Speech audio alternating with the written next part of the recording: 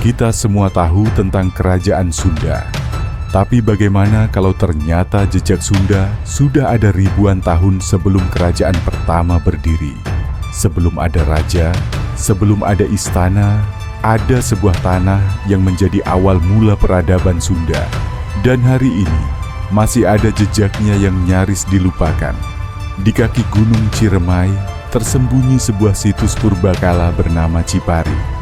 Disinilah manusia pertama yang tinggal di tanah Sunda membangun rumah, bercocok tanam, dan menyembah alam. Jejak rumah panggung mereka masih tertinggal. Batu-batu megalitik berdiri diam, seolah menjaga rahasia ribuan tahun. Masyarakatnya belum mengenal kerajaan, tapi mereka sudah mengenal struktur sosial, spiritualitas, dan teknologi awal yang mengejutkan. Cipari bukan hanya bukti, tapi pengingat bahwa akar Sunda jauh lebih dalam dari sekadar kerajaan.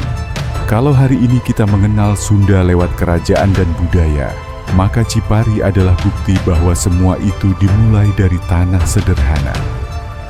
Tempat lahirnya peradaban Sunda sejati.